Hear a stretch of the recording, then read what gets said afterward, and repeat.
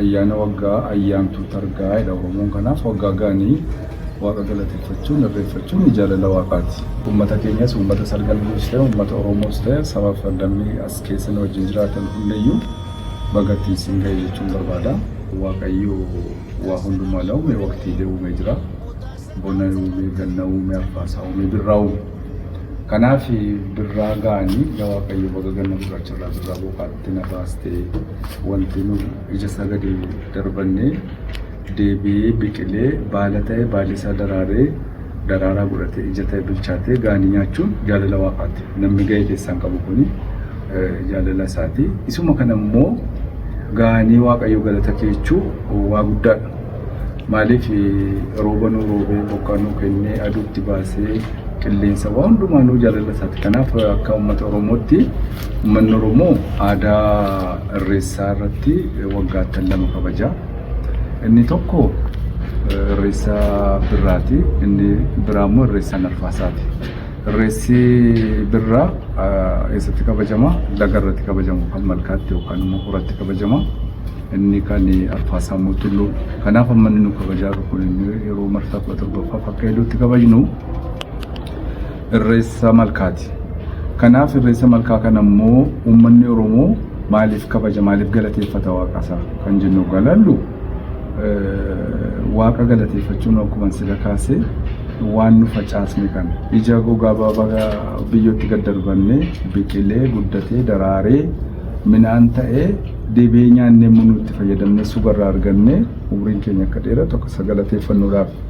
Kanaaf galateeffannaa kana namni ga'ee waggaa galateeffatu galateeffannaan kun seera qabaa, adeemsa mataasaa qabaa, uummanni Oromoo wanti nu raawwatu jira. Akkuma kana aadaa fi duudhaa uummata Oromoo keessatti akka sirna gadaatti iluunis falaasama gadaa keessaa tokko birraan ala ga'u waaqa galateeffachuudha. Malkaa bu'ee yaa Waaqayyo galata kee ililii amaareewu waggaa waggaan naannessiteetti nu ga'a jechuudha. Garuu immoo ituu laga naqin maal gochuu qaba uummati kun? Dhuguma amma nuyi aadaan kun gatee waggaa amma kana sirna gita bittaatiin badee deebi'ee haaromee duwwaa laga dhaqnamu hin beennaa duudhaasa waaqa safeeffachuu. Amma uummanni Oromoo waa hunda keessaa dursee safuun kan waaqaati. Waaqa isa uume safuusaa eegee safuun kan lafaati, safuun kan uummataati, safuun kan haadhaaf abbaati kan biyyifamaa ta'ee tartiiba kennee jira.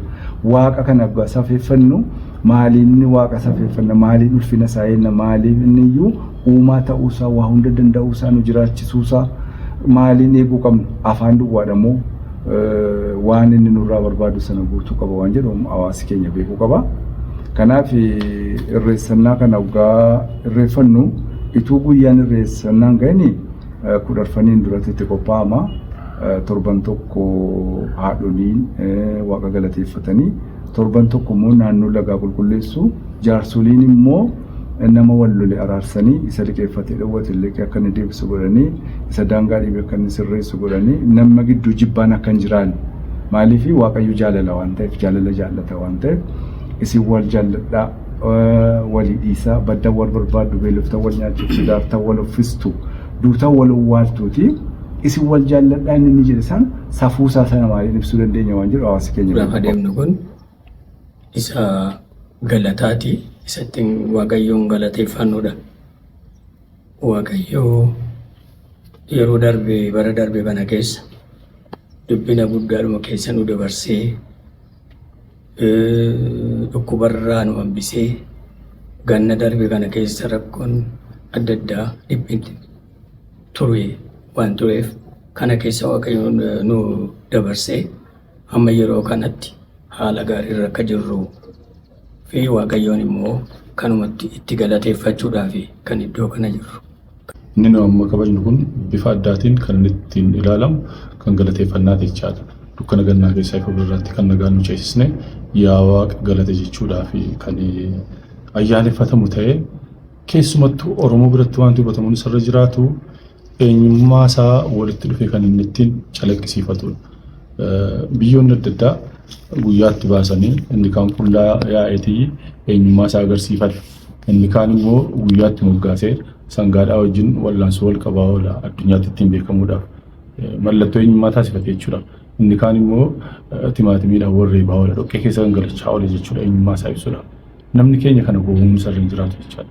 Irreessa yeroo jennu waliin ta'ee eenyummaa isaa addunyaatti kan inni ittiin beeksifatudha. Kun calaqqee guddaa mallattoo eenyummaa uummata Oromoo ta'uusaa uummanni keenya hubachuutu irra jiraata. Qaamni sagalee kana hordofullee ergaa kana hordofullee sirriitti dhageessisuu danda'utu irra jiraata. Amantii waliin qabatu, siyaasaa waliin qabatu, sabaa waliin qabatu garee qooduun qabu jechaadha. Kan walootis yeroo jennu kanaafuu irreessa keessatti immoo nama hunda tirmaata, hunda hammata. Ammattummaa gadaa kan ibsu keessaa tokko irreessa. Maaliif irreessi namni adda durummaadhaan kan uummata Oromoo ta'u malee sabni biraallee duudhaa isaa kabajee nageenya isaa kabajee yoo irratti hirmaate wanti isa daangessu hin jiru. Amantiin hin qoodu, bifaan hin qoodu, qabeenyaan hin qoodu, umuriidhaan illee hin daangessu jechaadha. Nama hunda ammattummaan irreessaa kanaan ibsama. Kan kanaan alaa irreessi kan waloo ta'uu duwwaa mallattoo eenyummaa keenyaa ta'uu duwwaa tun ta'een duudhaan achi keessa jiru immoo hunda kan walii galchuudha. Irreessi kan nageenyaati.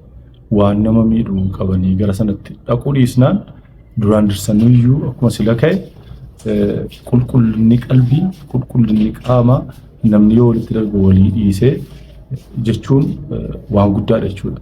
Kun dursee waan raawwatamutu jira. Ulluuqqii waan jedhamu jira. Ulluuqqii taaneeti kan irreessi kabajamu. Ulluuqqii yeroo jennu namni waggaa guutuu waliin dabarsee yeroon isaa yeroo ga'u wal ga'ee wal qulqulleessee jechuudha. Hunduu taa'ee teessisee guyyaa fudhate torban ta'uu danda'a. Guyyaa 9 ta'uu danda'a. Akkuma baay'ina uummata isaatiin gattaa'ee wal qorate jechuudha. Eenyutu wal dhabee, eenyutu daangaa walitti darbee bara kana keessa rakkoon jiru maa inni wal qulqulleessee ka'eetii ulluuqqii sanatti galu jechaadha. Ulluuqqii raawwachuudhaaf of koltii qabaachuu qaba jechaadha. Nama ofitti amaneetii iddoon qophaa'u jira sana ulluuqa jechaadha. Daba baatee gadoo qalbii isaatti baatee miidhaa qalbii isaatti baatee ulluuqqiin naqu jechaadha. Isa booddee irreeffatama irreessi kun. Amma danda'ametti immoo uffannaa isaa, aadaa isaa, eenyummaa isaa waan calaqqisiisu, waan duudhaa Oromoo wajjin deemu, waan qalbii namaa gammachiisu, waan qalbii namaa cabsullee uffatanii deemuun hin ta'u jechaadha. Uffannaa aadaa keenya wajjin deemu, safuu keenya wajjin, eenyummaa keenya wajjin deemnullee uffatanii gara malkaatti qajeeluun hin ta'u jechaadha. Waan nama miidhu kamiinuu qabatanii gara malkaatti deemuun dhowwaadha. Wanti qabatamee adeemamu marga jiidhaadha. Akkuma argitan coqorsa qabadheen jira. Coqorsi kun waraanee nama hin dhiigsu, rukutee nama hin cabsu, jiidhaa kan araaraati, kan nageenyaati, kan jaalalaati, kan uumama keenya ittiin calaqqisiifannudha waan biraa of keessaa hin qabu jechaadha. Kan kanaan alaa orooroon qabannu kun, uleen abbaa gadaa qabannu kun namni ittiin rukutamu, horiin ittiin rukutamtu, hin darbatamu, iddoon taanee hin kaa'amu jechaadha. Safuudhaaf qabannee adeemna jechuudha. Alangeedha kan eeyyamamu qabatanii adeemu, kallacha hidhatanii adeemudha kan eeyyamamu. Waan eenyummaa keenya calaqqisiisu jechaadha. Haadholii yoo ta'an siiqqee jaraa qabatanii, okolee jaraa qabatanii, caaccuu jaraa qabatanii, waan eenyummaa jaraa calaqqisiisu qabatanii adeemu ta'eyyuu. Kanaan ala waan qara qabu, waan nama miidhu qabatanii gara malkaatti socho'uun abaarsa qaba. Kanaan ala jiru waan ergaa siyaasaa adda addaa dabarsullee qabatanii gara sanatti adeemuun dhowwaadha.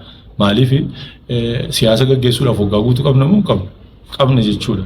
Waan barbaanne amantii gaggeessuufis waggaa guutuu qabna. Iseen guyyaa tokko kun kan waloo gatii taateef namni gammadee qalbii walii fayyisee galuutu barbaadama gatii ta'eef waan amantiis calaqqisiisu achirratti uffatanii dhaquun dhowwaadha jechaadha.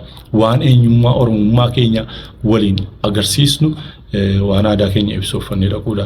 Kan eeyyamamu kan akka aadaa bal'inaan mul'atutti ijoolleen duudaa, ijoolleen durbi fuuldura buuti. Haadholeen siiqqee ittaanu abbootiin gadaa sadaffaarraan booda jaraatiin tartiibuma umuriitiin dargaggeessii akkuma kanaan booddeetti hiriira jechuudha. Amma malkaatti ba'anuti kun malkaatti ba'uuf yeroo jedhanu laga soor yeroo ceenee jennu kaasee immoo dubartoonni abbootii durbi duudaanis dubartoonnis abbootii gadaa fuulduraa gara boodaatti deebi'anii abbootiin gadaa fuuldura bu'u jechaadha. Iddoodhaan wal qabatee silaa irra caalaa kan ibsuun irraa eegamu abbaa malkaatee waliigalteedhaan jijjiirre jechaadha. Iddoo duraan jirudha. Sooriin hin jijjiirre. Irreessa malkaa soor maqaa jiru waan jijjiirre hin qabnu. Irreessa malkaa soor, irreessuma malkaa soori. Iddoo isaa immoo namni baay'inaan akka inni hirmaatu gara fuulduraatti irreessi kun guddatee mul'atee addunyaatti beekame as biyya keessaa miti godina alaa miti biyya alaatiyyuu akka inni irratti hirmaatu akka feestivaalii guddaatti ilaalama jechaadha. Carraa hojii ta'uu qaba, madda galii ta'uu qaba, diinagdeetti jijjiiramuu qaba namni dhaqee guyyaa waggaatti yeroo ayyaaneffatu carraa hojiillee ta'uu qaba jennee amanna. Naannoon sun illee kunuunfamee eegamee lafti namni boqotu hojjetamee waggaa guutuu tajaajila kennuu qaba namni lafa suuraa illee itti fudhatu lafa cidha isaa illee sirna adda addaa illee itti gaggeeffatu ta'uu qaba jennee amanneetiyyi haalli mijataan naannoo ammatti finnee kanaa wajjin wal qabatu irra caalaa nu amansiise jennaan gara kanatti finne jechaan hirmaannaa hawaasaas ilaallee jechuudha. Kanaafuu isa kana jalqabnee jirra waan akka salganii lutti murtaa'e kana namni didee kan koo caale jedhee gufachiisuu adeemu abaarsa dabalata malee eebban dabalatu of eeggannoo gochuu qaba jechaan. Nuyi odaa maaruutiif kabaja guddaa qaba. Iddoo duraan itti kabajaa turreef kabaja guddaa qaba. Hawaasaatiifis kabaja guddaa qaba. Qaama keenya Oromoon immoo wal dhaggeeffachuun dirqama. Wal dorgommiidhaaf miti kan nu goon. Ofii keenya haala mijeeffachuuf miti. Itti dadhabneeti gadaasa ta'u irreessas kan godina kana keessatti akka inni ifatti bahu taasisaa turre jechuudha. Inni kun akka inni caalaa miidhagu akka inni caalaa calaqqisu barbaanna malee as naannoo masaraa mootummaa duriitti isa finne kana warri naannoo Shemmee Odaa Maaruu jiran akka hammeenyaatti ilaaluun qaban jechaadha. Achii kaanii jarrachi as dhufuun nu asii kaanee magaalaarraa kaanee gara sanatti dhaquun giddu galeessatti walitti nu araarsa malee addaan nu baasu. Soorgamni immoo akka jiruun kan warra bilooti kan warra biloo ta'uusaas namni jijjiiran jiru isa kana sirriitti namni hubachuutu sirra jiraata wal mufachiisuun qabnu kan jedhu ergaa dabarsuu barbaadetan kan kanaan ala jiru waan irra deddeebi'ee amantaadhaan wal qabatee ka'u. Nuyi amantaa qabnu gadhiisne miti. Inni musliima ta'e musliimummaa isaa dhiisee, inni pirootestaantii ta'e pirootestummaa isaa dhiisee, inni ortodoksii ta'e ortodoksummaa isaa dhiisee miti kan inni gara malkaa adeemu. Barii 12 ka'ee naannoo marfata boontuu akka dur barsiifatametti 4 kiiloo naannoo jedhamutti wal geenye achirraa sochoona jechaadha. Kallattii hundaa walitti dhufne eessarraallee akka kaanu namni hubachuutu sirra jiraata jechuudha. Naamusa eegne nageenya dhuunfaa keenya nageenya waloo keenyaa eegne irratti hirmaachuun gaariidha kan jedhuun ergaa qaba. Keessummaan Gambeellarraan dhufa naannoo kibba lixaa biyyattiirra naannoo Shakkaarraa hin dhufa godina biraarraas hin dhufu keessummoonni kun mataan jiraatti gammadanii galuutu sirra jiraata. Amma danda'ametti namni uffannaa aadaa fakkaatu eenyummaa isa calaqqisiisu uffatee miidhagee akka inni irratti hirmaatu barbaanna. Miira keessa galee namni rakkootti akka waliin galchine yoo rakkoon jiraate dafee qaama nageenyaatti akka inni beeksisu amaanaa dhaammannaa kan kana